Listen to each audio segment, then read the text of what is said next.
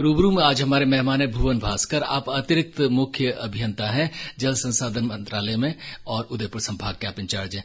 भुवन जी, आपका बहुत बहुत स्वागत है। भुवन जी, ये जल संसाधन विभाग दरअसल जो हमारे घर में नल की पानी की सप्लाई आती है उसी का काम करता है, ये उससे कुछ अलग है? देखिए, मैं सबसे पहले ये साफ कर दूं कि नल में जो पानी आता है वो काम करता है पीएचईडी डिपार्टमेंट, और हम जल संसाधन विभाग में ये समझिए कि बांध और एनीकट और वाटर सोर्स का क्रिएशन करते हैं। तो बांध बन जाने के बाद में उसका या तो वो पूरा डेडिकेटेड होता है ड्रिंकिंग वाटर सप्लाई के लिए, तो ड्रिंकिंग वाटर सप्लाई का काम और आपके घरों तक नल से पानी पहुंचाने का काम तो पीएचईडी महकमा करता है, और हम लोग बांध बनाते हैं।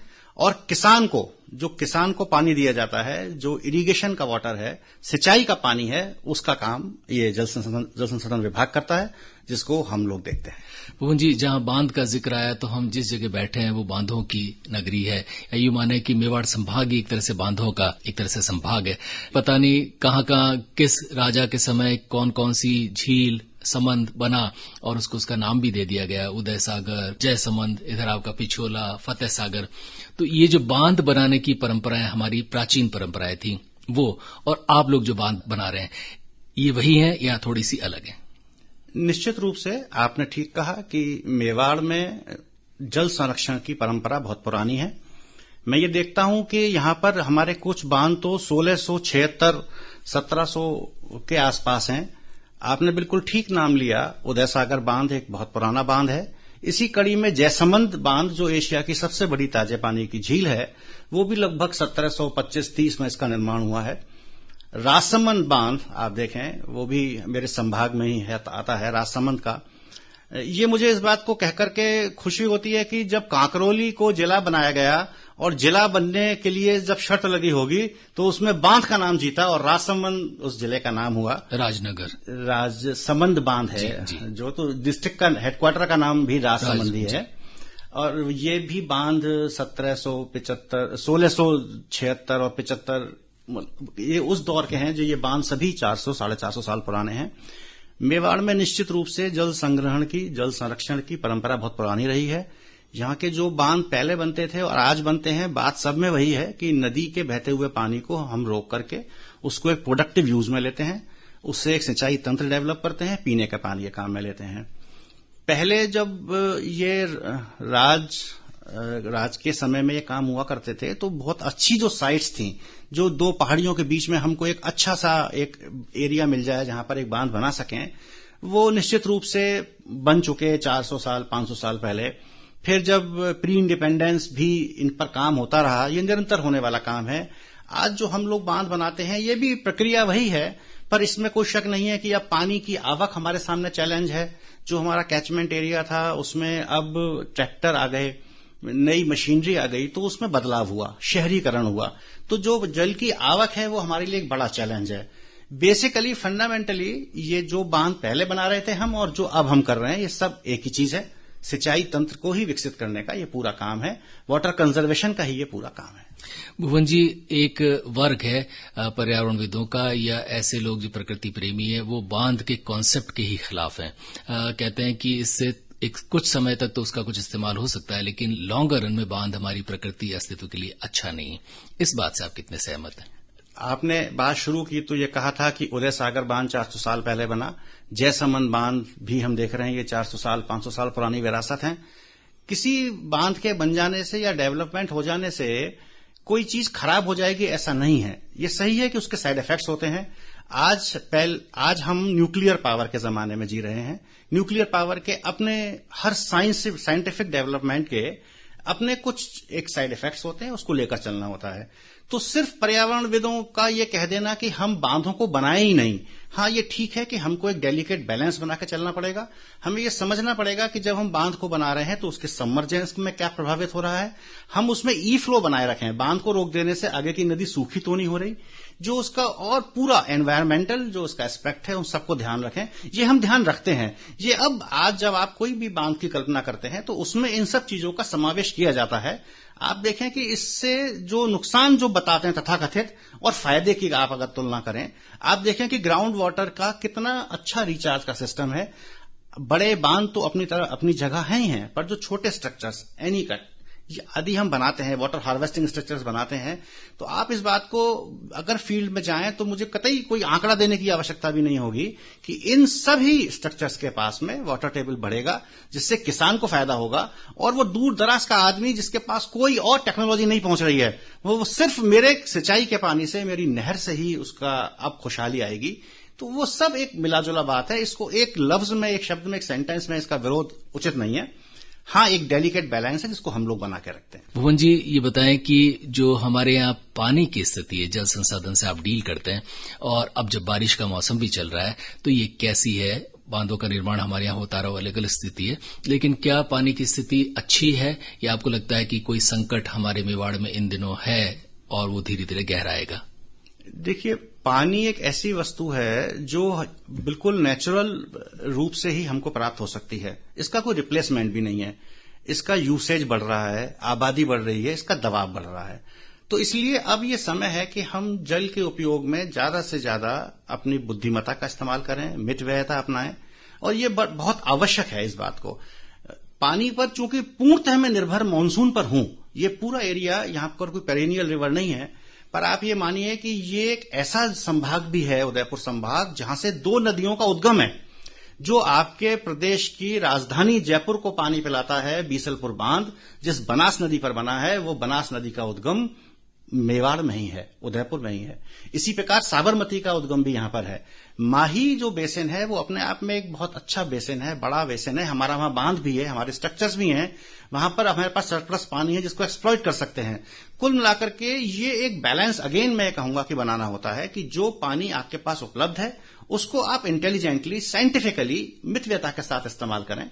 स्ट्रक्चर्स जो बन जाते हैं, जो वाटर स्टोरेज हो जाता है, उसका फर्दर यूज करना, उसका फर्दर काम में लिया जाना और भी प्रूडेंस और भी इंटेलिजेंस मांगता है। एक साइंटिफिक टेम्परामेंट आम जन में आने की जरूरत है। सरकारी मशीनरी में और ज्यादा एफिशिएंसी के साथ काम होगा, जल का वेस्टेज रुके, पानी का। आप देखें कि इस समय सरकार का ध्यान इस पर है कि हम लोग स्प्रिंकलर इरिगेशन यानी कि प्रेशर इरिगेशन अपनाएं। चूंकि जो पारंपरिक विधि है सिंचाई करने की, जिसको हम फ्लड इरिगेशन कहते हैं, हम खेत को पानी भरते हैं, उसमें पानी का थोड़ा लॉस होता है। लॉस ना कहें तो उस में पानी की खपत ज्यादा होती है। अगर मैं स्प्रिंकलर इरिगेशन लगाता हूं तो उसकी खपत नहीं होती है, कम हो जाती है। इसी प्रकार अब नए कॉन्सेप्ट में पानी को लिफ्ट करने की भी एक प्रणाली आ गई है। पूर्व में मैं इस पानी को ग्रेविटी से ही दिया करता था।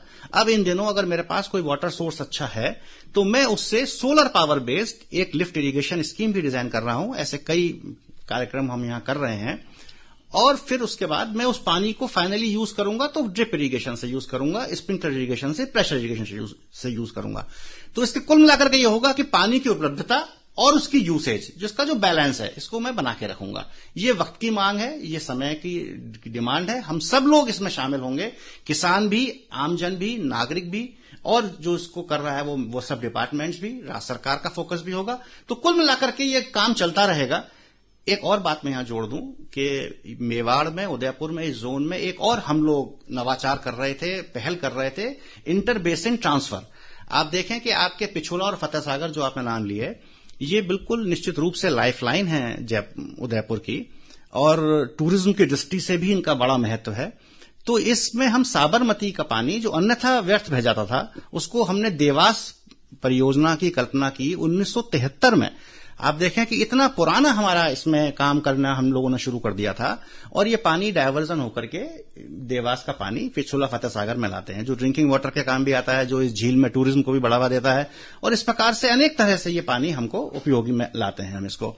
तो इस पानी का ट्रांसफर जो है, ट्रांसफर, इंटर बेसिन ट्रांसफर और with in the basin transfer पानी का भी हमारे यहाँ उदयपुर में एक उदाहरण के रूप में सब जगह पूरे राज्य भर में पेश किया जाता है। भुवन जी, पानी का आपने जिक्र किया, पानी की गुणवत्ता भी एक मुद्दा है कि जो पानी स्टोरेज हो रखा है वो पानी की गुणवत्ता कैसी है, क्या वो पीने लायक है? या बहुत बार ऐसा देखा गया है कि बहुत सारे जो स्टोरेज के हमारे तालाब या झीलें, उनकी पानी की गुणवत्ता इतनी खराब हो गई उसमें मछली भी सर्वाइव नहीं कर पाती। तो बताएं कि पानी की गुणवत्ता कैसी है, और अगर खराब है तो उसको सुधारें, इसके लिए आप क्या कुछ कर रहे हैं? देखिए, पानी की गुणवत्ता एक ऐसा विषय है जो सदैव ही समाज को, सरकारों को एक हमेशा ही ध्यान में रखना होता है। जो हमारे बड़े बांध हैं, आप माही की बात करें, सोम कमलांबा की बात करें, आप जाखम की बात करें, तो इनमें तो पानी इतनी मात्रा में आता है और लगातार फ्लो बना रहता है, तो इसमें तो खराब पानी जैसी कोई स्थिति है नहीं। यद्यपि जो छोटे तालाब हैं, जो गांव के पास हैं, जो ग्रामीण क्षेत्र में काम में लिए जाते हैं, तो वहां पर निश्चित रूप से उस पानी का चूंकि यूसेज, अगेन मैंने कहा कि उसमें थोड़ी सी जो इंटेलिजेंट अप्रोच आनी है, जो एक साइंटिफिक टेम्परामेंट आना है, उस कारण से उसमें पानी गंदा भी होता है। पर इसके लिए पीएचईडी डिपार्टमेंट जो ड्रिंकिंग वाटर सप्लाई करता है, वो निरंतर इसकी मॉनिटरिंग करता है। हम लोग भी इसको साल में 2 बार टेस्ट कराते हैं अपने बांधों के पानी को। पर चूंकि हमारे बांधों के में इतनी विशाल मात्रा में पानी है, तो कोई दूषित होने जैसी स्थिति हमारे यहां पर, हमारे सामने ऐसी कोई भी स्थिति नहीं आई है। आज रूबरू है भुवन भास्कर, आप अतिरिक्त मुख्य अभियंता है जल संसाधन विभाग में। भुवन जी, हमने पानी की बहुत सारी बातें की, लेकिन जब भी पानी का जिक्र आता है तो हमारी जो पानी की परंपराएं हैं उनका जरूर जिक्र आता है और उनको सलाम करने का भी मन करता है।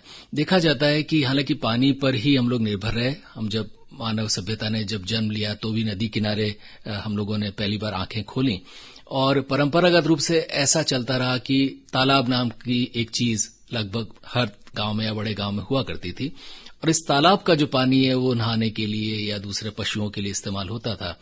और गांव में कुएं हुआ करते थे और पीने के पानी के लिए कुएं और बहुत सारी जगहों पर टाके भी हुआ करते थे। अब जब नल के पानी पहुंच गए तो ये जो सारी वाटर बॉडीज थी, इनकी क्या स्थिति है?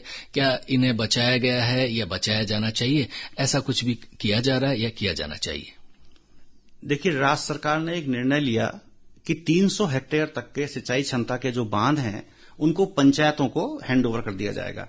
ये माना गया कि जब वहां पर पंचायत जो वहीं उस बांध के, उस तालाब के, उस कुएं के सबसे नजदीक है, अगर उसकी देखेगी, उसको ये महसूस होगा कि इसमें सुधार की आवश्यकता है, तो वो इसको तुरंत करेगी। इसीलिए हमारे जो छोटे बांध थे, आपको मैं अगर ये आंकड़ा दूं तो आप ये समझें कि हमने लगभग 856, पूरे मेरे जोन में 856 बांध हमने उदयपुर संभाग में, जब मैं उदयपुर संभाग की बात कर रहा हूं तो 7 जिलों की बात कर रहा हूं, अजमेर संभाग का भीलवाड़ा भी शामिल है इसमें।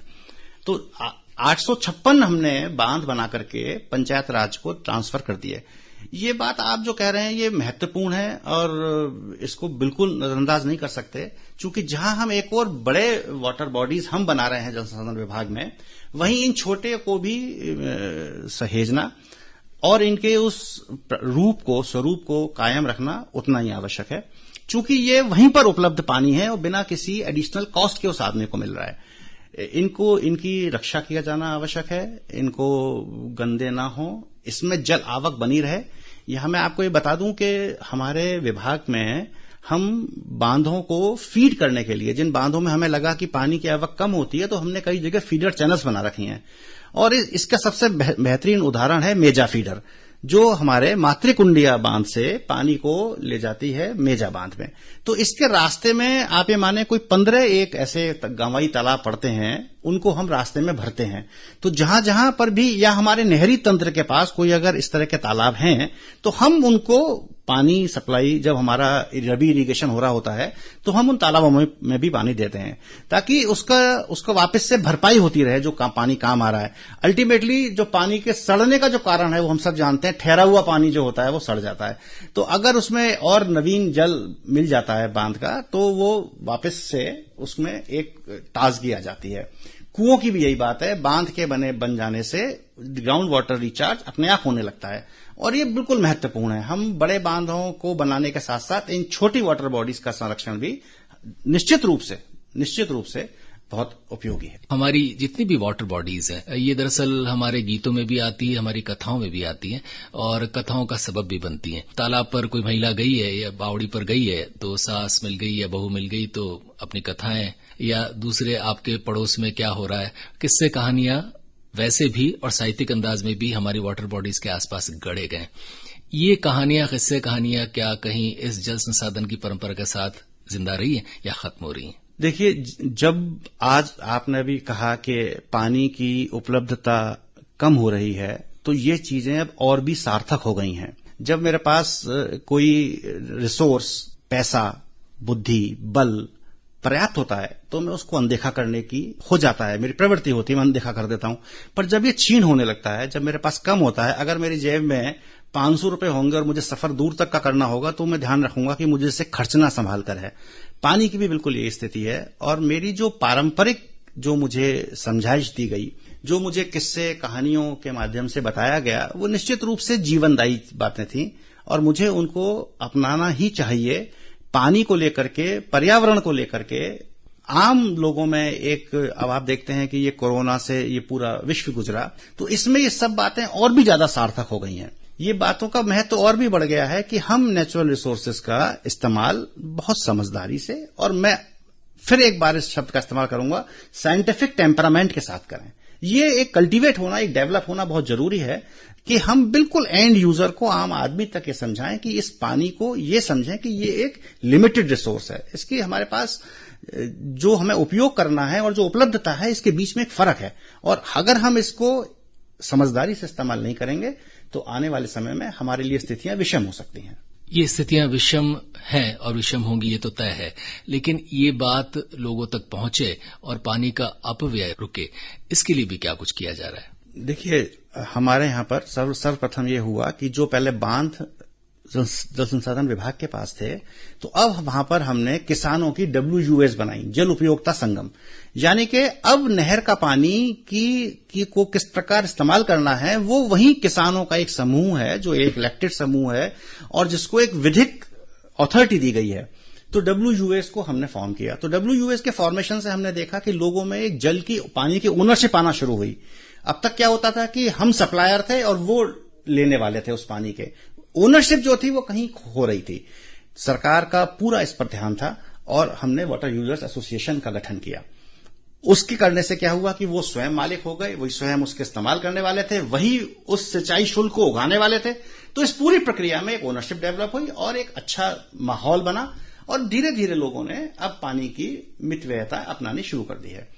इसी प्रकार हमारा फोकस हुआ कि हम अब स्प्रिंकलर और ड्रिप इरिगेशन पे जाएं।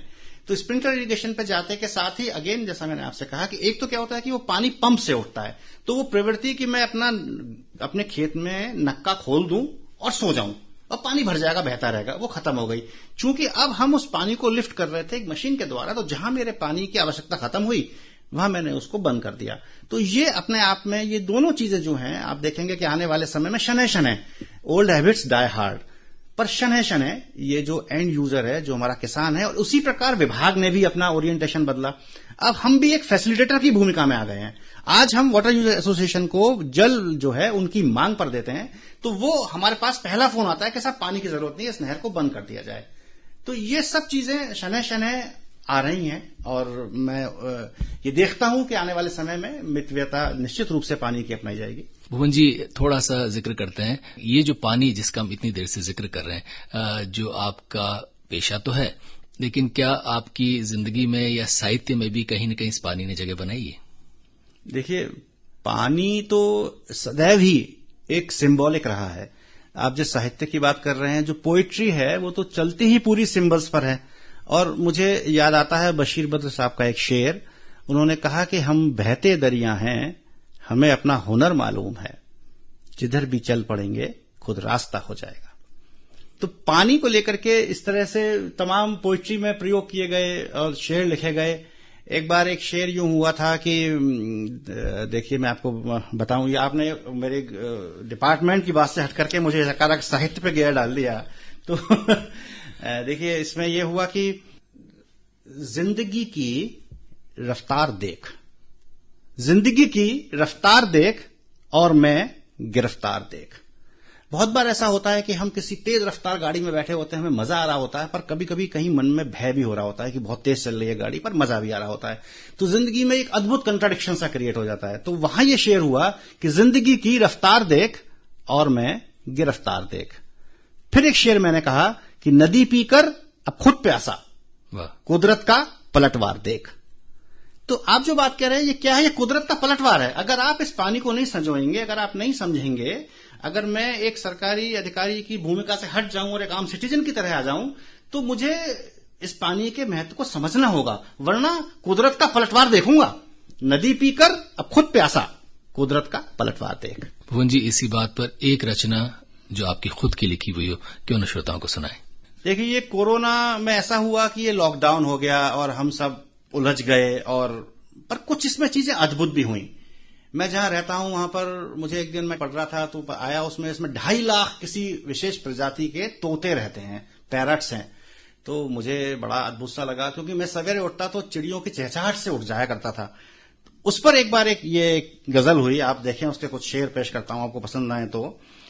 एक और चीज जोड़ दूं मैं इसमें कि जमीन एक ऐसी चीज है जिससे आदमी का ऑब्सेशन बहुत पुराना है। जमीन, दुष्यंत कुमार ने एक शेर कहा कि तुम्हारे पांव के नीचे कोई जमीन नहीं और कमाल यह है कि तुम्हें इसका यकीन नहीं। तो जमीन को सिंबॉलिक बना करके बड़ी खूबसूरती से कई बातें कही गई। तो मैंने ये कहा इसमें कि उनके हिस्से की जमीन मिली तो चहचहाए हैं, उनके हिस्से की जमीन वापस मिली तो चहचहाए हैं, आज परिंदे किस दर्जा आसमान सर पे उठाए हैं। वाह वाह। आज परिंदे किस दर्जा आसमान सर पर उठाए हैं। कोरोना के लिए ये बात हुई कि पलटवार है ये कुदरत का और हम तिलमिलाए हैं। सब तिलमिला रहे हैं हम। पलटवार है ये कुदरत का और हम तिलमिलाए हैं, या यूं कहें कि हमारे गुनाह खुद पलट के आए हैं। वाह वाह। कहीं चूक हमारी रही है, कहीं कुछ डिसिप्लिन हमने फॉलो नहीं किए, तो वो लौट करके हमारे पास आ गए। ये इश्क भी कहां, अच्छा गजल में एक शेर इश्क का आ जाए तो वो थोड़ा लुत्फ पूरा दे देती है। ये इश्क भी कहां बाजीगरी से बाज आता है, देख कि पलाश पर ये फूल पतझड़ में आए हैं। पलाश के फूल पतझड़ में आते हैं, जब सब जगह सूखा होता है, आपको कहीं नहीं दिखता कोई फूल और कोई हरापन, तब आप देखते हैं। ये इश्क भी कहां बाजीगरी से बाज आता है, देख कि पलाश पर ये फूल पतझड़ में आए हैं। और एक शेर मुझे बहुत पसंद आया, जानिसार अख्तर कहते हैं कि अशार मेरे यूं तो जमाने के लिए, अशार मेरे यूं तो जमाने के लिए, कुछ शेर फकत उनको सुनाने के लिए। एक शेर इसमें यूं हुआ कि इतनी खफा थी क्या आबो हवा मुझसे। जब हमने देखा कि व्हीकल्स का मूवमेंट कम हुआ, लोगों का मूवमेंट बंद हुआ, तो आसमान भी साफ हुआ, हवा भी साफ हुई, परिंदे भी दिखे, पानी में भी अच्छा लगा हमको। इतनी खफा थी क्या आबो हवा मुझसे, घर में हुआ हूं कैद तो सारे मंजर इतराए हैं। सब मंजर इतरा रहे हैं, सारे मंजर इतराए हैं। और ये जो तमाम लोग सड़कों पर चल रहे थे इस लॉकडाउन के दौरान, इस भीषण जो उनके त्रासदी सामने आई, तो फिर मैंने कहा कि सच संवर के बैठिए दरख्तों के साए में सरवर। सरवर पेन नेम से मैं लिखता हूं। सच संवर के बैठिए दरख्तों के साए में सरवर, हुआ करें जो लोग धूप में यूं गठरियां उठाए हैं। जी, साए से ध्यान है, कहीं न कहीं दुष्यंत ने आपको प्रभावित कभी न कभी जीवन में किया होगा। देखिए, दुष्यंत तो एक ऐसा नाम है जिससे प्रभावित कोई ना हो, जिसने उसको छू भी लिया हो ना। जिगर मुरादाबादी कहते हैं कि जिससे खा के पा तेरी छू गई, वो बुरा भी है तो बुरा नहीं। तो दुष्यंत तो जादूगर है। दुष्यंत के तो शब्दों में मैं जब, देखिए मैं आपको बताऊं कि आपने कहा कि मैं 9वीं में पढ़ता था, क्लास 9th में, तो मुझे दुष्यंत की हमारे कोर्स में पढ़ाई गई, हो गई है पीर पर्वत सी पिघलनी चाहिए, इस हिमालय से कोई गंगा निकलनी चाहिए। तो वो वहां से दुष्यंत ने मुझे कहीं छू लिया था, एक बच्चे के मन को। मैं बड़ा होता गया तो साए में धूप उनकी जो एक किताब है, और करिश्माई जो उन्होंने बातें लिख रखी हैं कि ये जो शहतीर है इसे पलकों से उठा लो यारों, ये जो शहतीर है इसे पलकों से उठा लो यारों, अब कोई रास्ता ऐसा भी निकालो यारों, कौन कहता है आसमां में सुराख नहीं हो सकता, एक पत्थर तो तबीयत से उछालो यारों। देखिए क्या तेवर है। दुष्यंत तो आपको फिलॉसफी के, जिंदगी को जीने के, व्यवस्थाओं से लड़ने के, मैं व्यवस्थाओं का हिस्सा हूं यद्यपि, पर इस समय अब आप उससे बात नहीं कर रहे, अब आदमी बदल चुका है, आपका प्रोग्राम भले वो है। तो एक पत्थर तो तबीयत से उछालो यारों, एक पत्थर को तबीयत से उछालने की बात वो कह रहे हैं। मैं एक शेर पहले भी कोट कर चुका हूं दुष्यंत का कि तुम्हारे पांव के नीचे, ये मेरा सबसे पसंदीदा शेर है। हम सब यही जीवन जी रहे हैं, आडंबर में, एक पाखंड में, एक दिखावे में जीते रहते हैं, और हमें इसका एहसास ही नहीं कि तुम्हारे पांव के नीचे कोई जमीन नहीं, और कमाल ये है कि तुम्हें फिर भी इसका यकीन नहीं। मित्रों, भुवन भास्कर जी हमारे बीच हैं, आज रूबरू हैं हमसे, और आप जल संसाधन विभाग में अतिरिक्त मुख्य अभियंता है। ये जो लिखना और पढ़ना, पहली बार कब क्या कुछ लिखा, और ये कविता कब और कैसे आपकी जिंदगी का हिस्सा बनी? देखिए, यहाँ ये प्रश्न बड़ा रोचक है। ये कब हिस्सा बनी मुझे नहीं पता, कोई दूसरे लोग भी जानते हैं क्या? मैं तो कुछ लिखता पढ़ता भी नहीं हूं, मैं उस श्रेणी में अपने को मानता भी नहीं हूं। पर खैर ये है ये कि मैं हूं रहने वाला अलीगढ़ का, और मेरी एजुकेशन हुई है अलीगढ़ मुस्लिम यूनिवर्सिटी में। तो जिस दौर में मैं वहां पढ़ रहा था, तो ये वो दौर था जहां एक और तो नीरज जी थे, कारवां गुजर गया गुबार देखते रहे, और एक और शहरयार थे कि एक हम ही हैं जो मैं को निगाहों से पिलाते हैं, कहने को इस शहर में मैखाने हजारों हैं। तो मुझे नहीं पता ये कब आया होगा, क्यों आया होगा, पर हाँ, मेरे घर में लिखने पढ़ने की परंपरा सदैव थी। फिराक गोरखपुरी मेरे घर में लगातार पत्राचार हुआ करता था, और मैं ये देखता था, मुझे ये याद है कि हमारे एक चाचा की शादी का निमंत्रण हमने उनको भेजा, तो वो जो जवाब आया पोस्ट कार्ड पे, उसमें लिखा था कि I am sorry I will not be able to attend this ceremony because, अब देखें आप, जादूगरी देखें, वो अंग्रेजी के प्रोफेसर थे इलाहाबाद यूनिवर्सिटी में, उन्होंने कहा बिकॉज दो I am not sick but still I am a prisoner of my sick bed. तो पता नहीं कब कहां क्या ऐसा हुआ, कुछ मैं पढ़ता रहा, मेरे को पढ़ने का लगातार एक कभी कोई टेस्ट डेवलप हो गया, और तमाम लोग गालिब से और मीर से लेकर के फिर फैज अहमद फैज का विद्रोह, जो एक उम्र का तकाजा होता है, जब वो फैज अहमद फैज अपने कहते हैं कि हम देखेंगे, तो हम देखेंगे कि दौर से हर आदमी गुजरता है एक जमाने में। बोल के लब आजाद है तेरे, बोल के लब आजाद हैं तेरे, आज बाजार में पावाजौला चलो। तो देखिए किस कदर सरफरापन है। एक आदमी है जो जेल में बंद है, दांत में दर्द हो रहा है, परेशान है, और रात में रिक्वेस्ट कर रहा है, उसको एक टांगे में अस्पताल में ले जा रहे हैं, और उसको जो भीड़ लग रही है उस पर वो लिख रहा है कि आज बाजार में पावाजौला चलो। अलग ही दुनिया है ये, पता नहीं क्या कोई स्विच है जो ऑफ हो जाता है। मोमिन को देखिए आप, बशीर बद्र से मेरा मिलना हुआ। बशीर बद्र से मुझे अचानक, मैं पढ़ता था, उनको देखता था, और वो चूंकि वो उस दौर के शायर थे जो टीवी पर दिख जाया करते थे। फिराक साहब को तो मैंने नहीं देखा कभी, फिराक साहब की तो पोइट्री पढ़ी है। फिराक साहब को तो मैंने यूं ही समझा कि सितारों से उलझता जा रहा हूं, शबे फुरकत बहुत घबरा रहा हूं, असर भी ले रहा हूं तेरी चुप का, तुझे कायल भी करता जा रहा हूं, पाता हूं किसी के आने की आहट, शायद अपनी आहट खुद पा रहा हूं। और सबसे पसंदीदा शेर मुझे उनका है कि मोहब्बत अब मेरी मोहब्बत हो चली है, तुझे कुछ भूलता सा जा रहा हूं। तो ये कब शुरू हो गया होगा मुझे भी नहीं पता। हाँ, कोई मैंने कभी कुछ आड़ा तिरछा सा लिख लिया होगा, कुछ लोगों ने, कुछ दोस्तों ने कहा कि ये ठीक है, इसको आप और सुधार कर सकते हैं। फिर ये मुझे मौका मिल गया इस दौरान, जब मेरे विभागीय जो मेरे काम थे वो उतनी तेजी से नहीं चल रहे थे, यद्यपि हमारे तमाम लोग इस कोरोना में लगे हुए थे, और इसके बचाव में जिला कलेक्टरों से समन्वय करके मेरे ऑफिसर्स थे, और हम लोग भी काम कर रहे थे। पर उसके बावजूद भी विभागीय गतिविधियां और रोजमर्रा का ऑफिस जाना नहीं हो रहा था। तो मुझे फिर से एक बार समय मिल गया था इसको पढ़ने लिखने का, तो वो जो कहते हैं रिवाइव हो गया था, एक एनर्जी वापस से फ्रेश मिल गई थी। तो मुझे इसका बड़ा एक अच्छा सा लगा, एक अच्छा अनुभव रहा मेरे लिए, और इसमें कुछ एक बातें भी मैं कह सका था। जब आप मुझे ये बात कह रहे हैं, तो एक और जिसने मेरे सर पर सदैव जादू का काम किया वो है दिनकर। दिनकर भी एक ऐसे कवि हैं जिन्होंने एक पोएट्री, अल्टीमेटली मुझे लगता है कंट्राडिक्शंस का एक मैनिफेस्टेशन है। आपके अंदर जो द्वंद है, उनकी किताब ही है द्वंद गीत, उनकी किताब है रश्मि रथी, आप पढ़िए, कुरुक्षेत्र आप पढ़िए, वो आपको ऐसा लगेगा जैसे कि वो कोई लाइव टेलीकास्ट देख रहे थे कर्ण और कुंती के संवाद का। आपको लगेगा कि जैसे वहां मौजूद थे कि कृष्ण क्या कह रहे हैं और उसका कर्ण क्या जवाब दे रहे हैं। तो उन्होंने इस तरह से उसको लिखा और कंटेम्प्रेरी बनाया। उस महाभारत की कथा को किस प्रकार से हम अपने जीवन में, हमारे आज भी वो उपयोगी है, और क्या हम उससे आज और सीख सकते हैं, ये सब चीजें उन्होंने हमें दी। उन्होंने मुझे, जब आप ये बात कह रहे हैं तो मैं इसको यहां मेंशन करना चाहूंगा कि दिनकर ने कहा कि सलिल कर्ण हूं कि पारावार हूं मैं। आप देखिए किन दो एक्सट्रीमिटीज को ले गए हैं वो। सलिल कर्ण, कर्ण मतलब पानी की ड्रॉप भी नहीं कहा, कर्ण मतलब पानी को छू के उंगली निकाल लें तो जो पानी रह जाए उंगली पे, शायद वो कर्ण है। और पारावार टेम्पेस्ट, जिसको एक तूफान से, समुद्री तूफान से तहस नहस हो जाते हैं पूरे शहर तमाम। तो सलिल कर्ण हूं के पारावार हूं मैं, स्वयं छाया स्वयं आधार हूं मैं, बंधा हूं स्वप्न में लघुवृत्त में हूं, नहीं तो व्योम का विस्तार हूं मैं। Extension of infinity, not only infinity, extension of infinity. तो ये दिनकर एक ऐसे कवि हैं, जब आप इनको पढ़ें तो आपको रोमांचित कर देते हैं। रश्मि रथी, मेरा दावा है कि जो भी कोई पढ़ेगा वो उसको सिर्फ नहीं पढ़ नहीं सकता, वो उसको जोर से पढ़ेगा, मतलब बोल के पढ़ेगा कि पास बैठा आदमी सुन सके। और उनके शब्दों में ऐसा जादू है कि कभी तो उसके अंदर कर्ण समझ आएगा, कभी उसके अंदर कुंती समझ आएगी। कुंती को कर्ण से दिनकर ने कहलवाया ठकुरानी।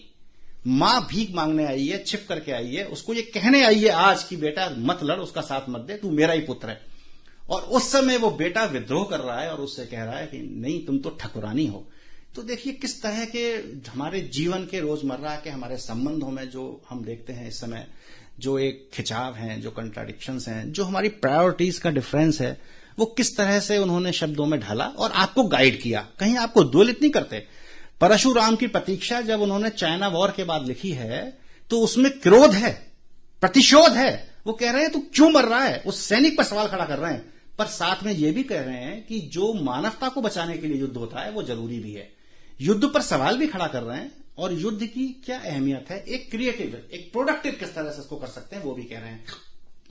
तो ये लगातार कभी मैं पढ़ता रहा मैथिली शरण गुप्त को, कभी मुझे पढ़ने का मौका मिला पैब्लो नेरुडा को, मुझे पढ़ने का मौका मिला विवेकानंद को, मैंने कहीं कभी कैफी पढ़े, कभी वसीम बरेलवी को देखा। वसीम बरेलवी इतने आकर्षक भी हैं कि चेहरे से जो जाहिर है वो छिपाएं कैसे, और तेरी मर्जी के मुताबिक तुझे नजर आए कैसे। अभी शेर कुछ साधारण से शब्दों में क्या बाजीगरी है। देखिए आप बशीर बद्र का शेर तमाम लोग इस समय गा रहे हैं कि ये नए मिजाज का शहर है, जरा फासले से मिला करो। तो आजकल फासला एक बात हो गई, फासला डिस्टेंसिंग एक बात हो गई, तो डिस्टेंसिंग अपने आप में चीज थी। तो ये सब चीजें ऐसी हैं जो आपको, जो सबसे कॉम्प्लेक्स है। देखिए फिजिक्स, मेटाफिजिक्स, मैथमेटिक्स, इंजीनियरिंग, इन सबसे भी ज्यादा जो कॉम्प्लेक्स मुझे लगता है जो चीज है वो ह्यूमन माइंड ही है। ह्यूमन माइंड के अंदर के इमोशंस, उसके थॉट प्रोसेस, उसकी कॉम्प्लेक्सिटीज को कहीं कुछ पकड़ लेना, उसको डिफाइन कर देना, शब्द दे देना, और फिर आपको एक हल्का सा गाइडिंग प्रिंसिपल दे देना। ये सबसे इंपॉर्टेंट बात है। जो राष्ट्र कवि हैं, जो बड़े राइटर हैं, ये आपको गाइडिंग प्रिंसिपल्स भी देते हैं। ये आपको हवा में उछाल के नहीं छोड़ देते बात को, ये गाइडिंग प्रिंसिपल देते हैं कि अब अगर ऐसा आएगा तो take your own decision, but this, ये एक नजीर पेश कर देते हैं वो आपके सामने। तो ये सब कुछ अपने आप चलता रहता है, दिमाग में होता रहता है, और फिर कहीं कुछ कोई दिन होता है तो वो कुछ कलम से लिख करके होता रहता है। आपसे बहुत सारा साहित्य जो आपने पढ़ा है उसके उल्लेख मिले और उसके उदाहरण भी आपके जरिए मिले, लेकिन फिर भी आपने खुद की लिखी हुई सिर्फ एक ही गजल सुनाई। तो मैं चाहूंगा कि आपकी लिखी हुई कुछ और रचनाएं हमारे श्रोता जरूर सुने। देखिए इन दिनों जो एक बड़ी बात है, ये वैश्विक महामारी के चलते और सोशल डिस्टेंसिंग की जो बात है, मैंने एक दिन ये बैठे सोचा कि ये डिस्टेंसिंग अंग्रेजी का शब्द है तो ये ठीक है क्या, इसकी हिंदी तो दूरी होती है, और हम लगातार ये बात कर रहे हैं कि हम ऐसे घिर गए और एक बेचैनी सी सब में है, मन में, हमारे भी है, सबके मन में है। लेकिन बावजूद इसके पोएट्री का यही काम है, जहां आपको लगता है कि अब कोई रास्ता नहीं है, वहां एक शब्द से एक रास्ता, एक कुछ लफ्जों से रास्ता निकल आता है। मैं आपके थॉट प्रोसेस को थोड़ा सा एक स्मूथ करती है, सॉफ्ट करती है। देखें एक गजल ये हुई कि नियामतें गिनिए दुश्वारियां नहीं। ये मेरी पसंदीदा गजल है, मैं आपको ये खुद कहने में बिल्कुल नहीं चक रहा हूं। नियामतें गिनिए दुश्वारियां नहीं, दायरे बनाइए दूरियां नहीं। We need to create spaces, हमको स्पेस की जरूरत है, डिस्टेंसिंग की जरूरत है, मतलब स्पेस के साथ। नियामतें गिनिए दुश्वारियां नहीं, दायरे बनाइए दूरियां नहीं। खुदा कर देगा सरसब जिन्हें, खुदा कर देगा सरसब जिन्हें, खलिहान बनाइए क्यारियां नहीं। क्यारियां मैंने सिंबॉलिक रखा ऑर्नामेंटल डेवलपमेंट का, मेरा खुद अपना, बस मैंने क्यारी बना ली, फूल उगा लिए, खुश हो गया, नहीं। कलेक्टिव प्रोग्रेस, आम जन मानव, पूरे राष्ट्र की प्रोग्रेस जिसमें होगी वो खलिहान से होगी। खुदा कर देगा सरसब जिन्हें, खलिहान बनाइए क्यारियां नहीं। अगला शेर सुनिए। देखिए हो गए सब फरिश्ते खफा, देखिए हो गए सब फरिश्ते खफा, सादगी रखिए अय्यारियां नहीं। वाह, हमने इतनी अय्यारियां, इतने मुखौटे, इतने चेहरे, इतना आडंबर हमारे अंदर आ गया। देखिए हो गए सब फरिश्ते खफा, सादगी रखिए अय्यारियां नहीं। एक शेर पता नहीं किस तमीज का है, पर आपको पेश किए देता हूं कि तारीख ने शिकस्ता लश्करों की, तारीख ने शिकस्ता लश्करों की नाकामियां लिखी, तैयारियां नहीं। वाह वाह, तैयारी तो कहीं खो जाती हैं। तारीख ने शिकस्ता लश्करों की नाकामियां लिखी, तैयारियां नहीं।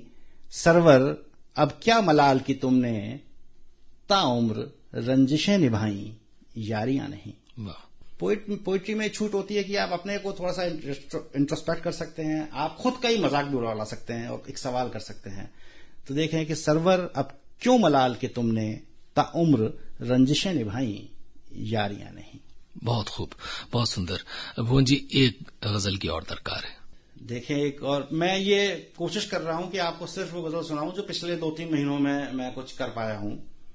तो देखें आप, मैंने इसमें कहा कि ये मुझे ऐसा लगता है कि एक बात मैं इसकी भूमिका में थोड़ी सी ये कह दूं कि जितनी भी बातें हमने पढ़ी स्कूलों में और हमको सिखाई गई, जब जिंदगी की सबसे मुश्किल घड़ी आती है तो वो सब बेकार हो जाती हैं। और जो हमारी अम्मा ने हमें सुनाया, सिखाया, मेरी अम्मा कहती थी, कागा का को धन हरे कोयल का कूदेत, मीठे वचन सुनाए के जग अपनों कर लेत। अब कोई फिलॉसफी की जरूरत ही नहीं ना इसमें। आप तमाम इस पे स्पिरिचुअल गुरुओं की और तमाम लोगों की और आर्ट ऑफ लिविंग वालों की बात सुनने की जरूरत ही नहीं है इस एक फिलॉसफी के आगे। देखें, मेरी एक गजल का मतलब पेश करता हूं कि खरा उतरा हूं ना ए जिंदगी, तूने जब जब आजमाया है। जिंदगी आजमाती भी है, ये भी जरूरी है, अब सबको आजमा रही है। खरा उतरा हूं ना ए जिंदगी, तूने जब जब आजमाया है। दरअसल अनपढ़ अम्मा ने मुझे ये सबक दिल से पढ़ाया है। मेरी अम्मा ने सबक पढ़ाया है मुझे। दरअसल अनपढ़ अम्मा ने मुझे ये सबक दिल से पढ़ाया है। खाना बदोशों की हिमायत करने का अपना लुत्फ होता है। खाना बदोशों की हिमायत करने का अपना लुत्फ होता है, फिर इतरा के कहिए कि हमारे दिल में वो खुदा समाया है।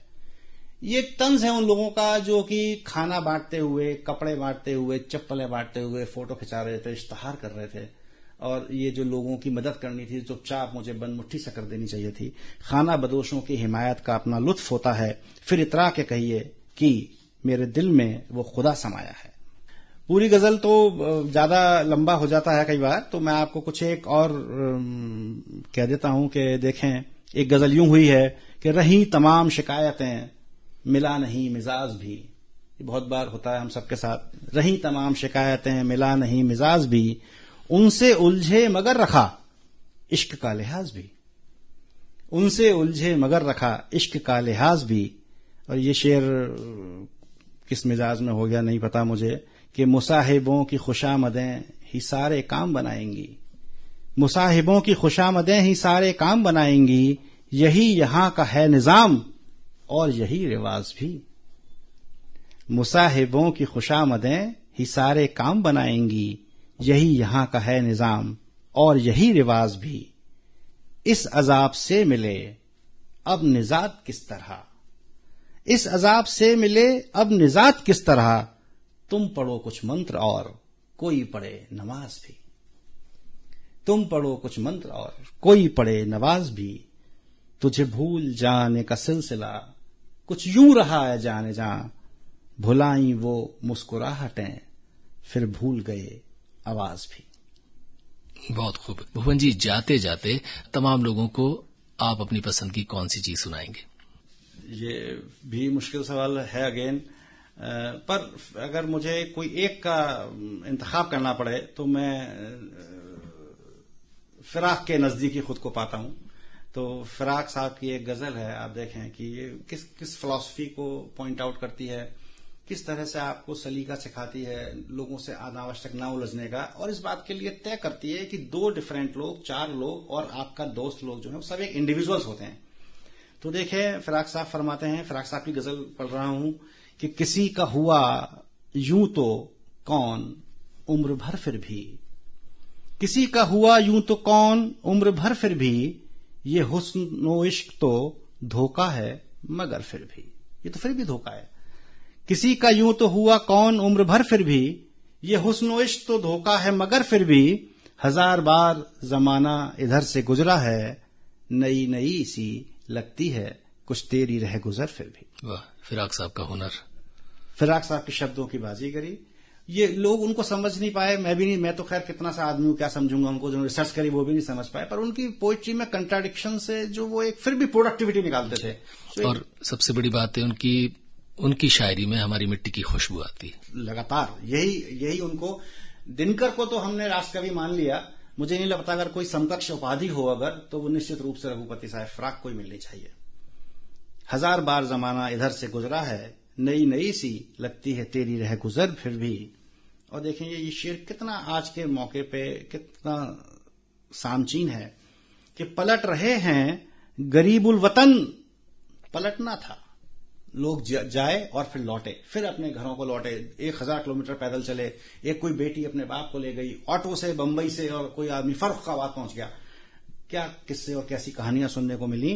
तो देखें अब कि फिराक साहब तब फरमा रहे थे कि पलट रहे हैं गरीबुल वतन, पलटना था वो कूचा रुख्शे जन्नत हो, घर है घर फिर भी। वो कूचा जहां आप रहते हैं वो भले स्वर्ग हो, हेवन हो, पर है घर घर फिर भी। तेरी निगाह से बचने में उम्र गुजरी है। ये फराख का अपना कलर का शेर है। तेरी निगाह से बचने में उम्र गुजरी है, उतर गया रगे जां मैं ये नश्तर फिर भी। उतर गया रगे जां मैं ये नश्तर फिर भी, अगरचे बेखुदी इश्क को जमाना हुआ। मैं आपको कुछ शेर छांट के सुना देता हूं इसमें कि अगरचे बेखुदी इश्क को जमाना हुआ, फिराक करती रही काम वो नजर फिर भी। वाह वाह, बहुत खूब। भुवन जी, जाते जाते आप कवि हृदय अभियंता हैं, अपने अंदाज में लोगों को पानी के लिए और खास तौर पर पानी का संरक्षण करें, उसके लिए क्या संदेश देंगे? हमें ये समझ लेना चाहिए कि पानी एक ऐसी रिसोर्स है जो कि लिमिटेड है। हमें इसकी मितव्ययता अपनानी होगी। हमें ये समझना होगा कि चूंकि हम मानसून पर निर्भर हैं, तो हम जल का दोहन, जल की उपयोगिता, जल का उपयोग बहुत समझ करके साइंटिफिक तरीके से करें, और ये समझ लें कि ये हमारे पास हमें आने वाली नस्लों को भी हमें दे करके जाना है। तो इस तरह से हमें एक माहौल बनाना है कि हम पानी की मितव्ययता अपनाएं।